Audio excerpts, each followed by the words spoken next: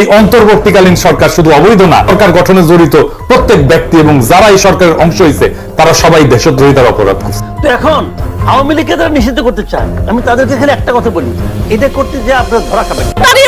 তাদের হাতের পুতুল 6 জন সমন্বয়ক সার্জিস, নাহিদ, আসিফ, আস্তাদ, আব্দুল্লাহ, 6 জন যে মেন সমন্বয়ক তাদের হাতের পুতুল। তাহলে সেই সরকার আর এই সরকারের মধ্যে পার্থক্য কি? সেই সরকার আর এই সরকারের মধ্যে পার্থক্য কি? মোহাম্মদ ইউনূস স্যার 6 ঘন্টা সময় দিলাম আমরা ছাত্ররা, যদি 6 ঘন্টা আমাদের দাবিকে মেনে নেওয়া না হয় আমরা আবারও গণভবন ঘেরাও করা হবে। ডক্টর ইউনূসকে যে সরকার প্রধান করা হলো, সমন্বয়ের তাৎক্ষণিক সিদ্ধান্ত নাকি এটা আপনি বা আপনাদের কাছে কোনো মতামত চাওয়া হয়েছে? কারণ আমরা জানি যে ডক্টর ইউনূসের নামটা যেখান থেকে এসেছিল বা ছাত্র বলতে ছাত্ররা তো একটা ভুল সিদ্ধান্ত নিয়েছে, কিন্তু এখন তো আপনি এর মধ্যে পড়ে গিয়েছে। এখন তো যতটা সম্ভব তাকে যদি আমরা বোঝাতে পারি, যতটা সম্ভব আমরা আগাইতে পারি চেষ্টা। আসসালামু আলাইকুম দর্শক শ্রোতা, আজকের ভিডিওটা অত্যন্ত গুরুত্বপূর্ণ হতে যাচ্ছে, তাই শুরুতে বলবো পুরো ভিডিওটি কন্টিনিউ করেন, তাহলে এই ভিডিওর মাধ্যমে অনেক কিছু জানতে পারবেন। আমাকে গরু ছাগলের মতো ব্যবহার করছে, আমাকে ফুটবলের মতো লাথি মেরে ফেলে দিচ্ছে।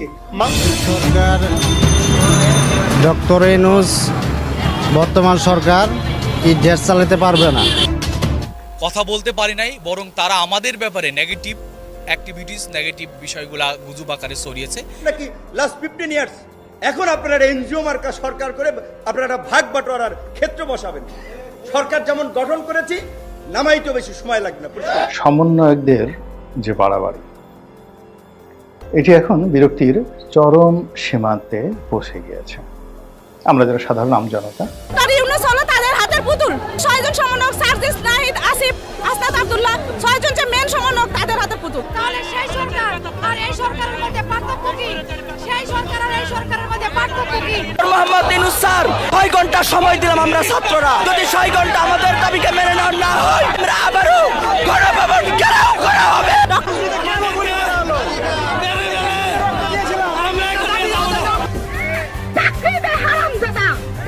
শালায় বলতে পারবে না যে শান্তিতে আছে, যেই শালায় বলবে যে শান্তিতে আছে চোর, আর ডাইরেক্ট চোর। তৈরি পোশাক কারখানা নিরাপত্তা দিতে সরকার ব্যর্থ হয়েছে বলে অভিযোগ করেছেন গার্মেন্টস মালিকরা। কাম করেন তো কাকু, আপনি রিজাইন করেন, শোনেন ক্ষমতা শোনেন। শেখ হাসিনা দেশ ত্যাগের পর দেশে শান্তি ও পুনঃসংস্কার করার জন্য অন্তর্বর্তীকালীন উপদেষ্টা হিসেবে দায়িত্ব নিয়েছিলেন ডক্টর ইউনূস। তবে ডক্টর ইউনূস দায়িত্ব নেওয়ার পরও বিগত কয়েকদিনে একটি উন্নয়নও করতে পারেননি দেশের জন্য। আর ডক্টর মোহাম্মদ ইউনূসকে এই জায়গাটায় বসানোর জন্য গত বছর থেকে কাজ করছিলাম। তাকে যদি সরকার সহযোগিতা করেন, পদ্মা ব্রিজ বানানোর যে তহবিল, এই তহবিলও উনি পুরোপুরি চেষ্টা করবেন সহযোগিতা করতে। বাট আমার বাবার বিরুদ্ধে অনেক ধরনের মামলা দায়ের বা এই ধরনের জিনিসপত্র করা হয়, উনাকে সরকার কোনো সহযোগিতা করে নাই। এত সংগ্রাম, এত জীবনদান, এত আন্দোলনের পরে আমরা কি আওয়ামী লীগ যে অবস্থায় বাংলাদেশকে বিরাজনীতিকরণের দিকে নিয়ে গিয়েছিল, তার চেয়েও বড় স্বৈর শাসককে কি আমরা এনে ক্ষমতায় বসিয়েছি? অতএব এটাও জনগণ মানে না। আমার বিশ্বাস যে ছাত্র জনতা, বাংলাদেশের জনগণ ওনাকে প্রত্যাখ্যান করেছে।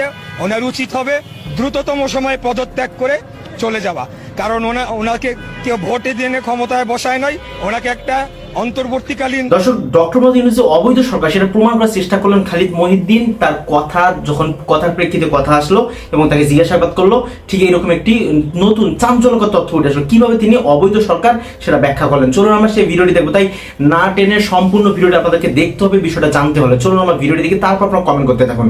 চলুন ভিডিওটি দেখে নিন। সিরিয়াস অবজারভেশন আছে এবং অত্যন্ত গুরুত্বপূর্ণ আপনার কিছু বক্তব্য আছে যে এই সরকারের বৈধতা নিয়ে। এবং সরকারের বৈধতার প্রশ্ন তো আসলে গুরুত্বপূর্ণ, এটাকে তো আপনি এড়িয়ে যেতে পারেন। এতটা দিন চলে গেল, আপনি একটা অবৈধ সরকারে আসেন, এটা কি ঠিক? এটা তো ঠিক না। কিন্তু ফরদ ভাই, আপনার কাছে মনে হয় না যে আপনি যে এই সরকারকে অবৈধ বলছেন সেটা তো আসলে একটা সাংবিধানিক কাঠামো মাথায় রেখে অবৈধ বলছেন, তাই না? আপনি যে সংবিধানে অন্তর্বর্তী উপদেষ্টা সরকার নামক কিছু নাই, আপনার সংবিধানে তো নাই, তাহলে আপনার বৈধতার ভিত্তি কি? 106 সুপ্রিম কোর্ট আমাকে বলছে না, সুপ্রিম কোর্ট মতামত দিতে পারে, এই দ্বারা এটাকে বৈধ করতে পারে। কারণ সংবিধানের মধ্যে এরকম কিছু নাই যাতে আপনি এরকম একটা সরকার আপনি গঠন করতে পারেন। সুপ্রিম কোর্টও তো অলরেডি গণঅভ্যুত্থানের পরে অবৈধ হয়ে যায়, ফলে আপনি কিন্তু নিজেকে জোর করে বৈধতা প্রমাণ করলে হয় না। সুপ্রিম কোর্ট 106 অনুযায়ী মতামত দিতে পারে, এটা আমি লিখেছি, সে মতামত দিতে পারে, কিন্তু এটা বৈধতা তৈরি করে। আপনি একটা মতামত দিতে পারেন, কি মতামত দিয়েছে আপনি চুপুর কাছে আপনি শপথ নেবেন কিনা। কিন্তু সরকার এটা সুপ্রিম কোর্টের কাছে এরকম কোনো যে যখন কেউ গেছে এরকম কোনো ইয়ে নিয়ে আপনি কি রিট নিয়ে সুপ্রিম কোর্টে গ্রহণ করে নাই, আপনি গায়ের জোরে আছেন ক্ষমতা, এটাই মিন। কিন্তু কিন্তু কিন্তু ফরহাদ ভাই, যেরকম একটা মানে আপনাকে ধার করেই বলি যে এই গণ অভ্যুত্থানই তো ওনার জন্য রায়, এটা তো আর সুপ্রিম কোর্ট, সংবিধান আর কোনো কিছু চুপ্পু কোনো কিছু তো ওনার জন্য লাগে না। এটা উত্তর দেয় রায়, তার সুপ্রিম কোর্ট আপনার জন অভ্যুত্থান রায় হলে তাকে জনগণের অভিপ্রায়ের প্রতিনিধি হিসেবে তার ক্ষমতা নেওয়া উচিত ছিল, এবং তার উচিত ছিল সংবিধানকে বাতিল করে দেন। আমি বারবার বলেছি সংবিধানকে বাতিল করে দিয়ে তিনি এই যে আপনার অন্তর্বর্তী সরকার প্রধান হিসেবে তিনি ঘোষণা করবেন, এবং তার প্রধান দায়িত্ব হলো যে একটা গঠনতন্ত্র প্রণয়ন করা, এটাই হলো তার প্রধান দায়। ফলে এই দায়টা তিনি পালন করেন নাই, এই দায়িত্ব তিনি পালন না করে তিনি সংবিধানের অধীনে তিনি নিজেকে ঢুকিয়ে দিয়ে তিনি স্বভাবতই শেখ হাসিনার সংবিধানের অধীনে তিনি এসেছেন। এখন তিনি কি করে কমিশন করেন আর সংবিধান সংশোধন করেন? তিনি তো শপথ নিয়েছেন যে সংবিধান তিনি রক্ষা করবেন, যিনি শপথ নিয়েছেন সংবিধান রক্ষা করবেন তিনি কি করে আবার এখন সংবিধান কি বলে বিভিন্ন রকম কমিশন করে সংবিধান সংস্কার করবেন কিসের ভিত্তিতে? এটা তো কোনো বৈধ ভিত্তি না তো। ফলে আপনি তো এইভাবে তো জোড়াতালি চলে না। মানে ফরহাদ ভাই, সংস্কারই তো রক্ষা। আমরা যখন একটা বিল্ডিং এর সংস্কার করি তখন তো এটা রক্ষা করতেই সংস্কার করি। তো আপনি যখন এই বিল্ডিং এ বানান না, কি নিয়ে সংস্কার করবেন? আপনার তো রাষ্ট্রটাই গঠন করেন না, কি সংস্কার করবেন? এগুলো তো আজগবি কথা। রাইট। আপনি তো রাষ্ট্র আগে তো গঠন করতে হবে, আগে তো রাষ্ট্রটা বানাইতে হবে। আপনি 72 পারেন নাই, আর আপনি এবারও পারলেন এতটা বছর পরে। তাহলে যদি না পারেন, এটা তো ভয়ানক ব্যাপার, এটা সাংঘাতিক রকম একটা ক্ষতির মধ্যে পড়ে গেলাম আমরা আবারও 50 বছর পিছিয়ে পড়ে গেলাম। তাহলে এই গণঅভ্যুত্থানের মধ্যে দিয়ে তো আমরা রাষ্ট্র গঠন করার কাজটা আমাদের করা উচিত ছিল, এটাই আমি বলছি।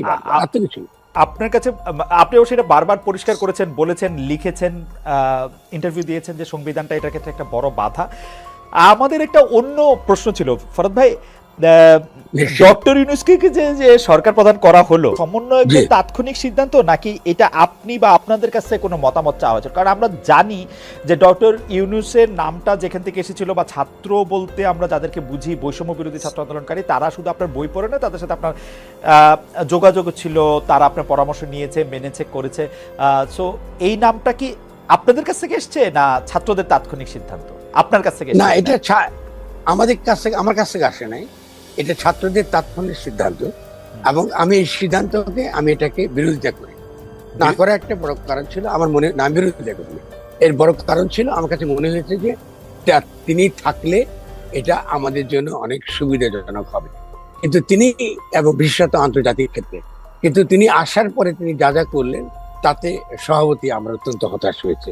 এবং সম্প্রতি তার যে নিউ ইয়র্ক সফর যেটা তিনি করেছেন, সেটা আমাদেরকে মারাত্মকভাবে হতাশ করেছে। ফলে এটা আমরা তো সিদ্ধান্ত তো ভুল নিতেই পারি, ছাত্ররা তো একটা ভুল সিদ্ধান্ত নিয়েছে, কিন্তু এখন তো আপনি এর মধ্যে পড়ে গিয়েছে।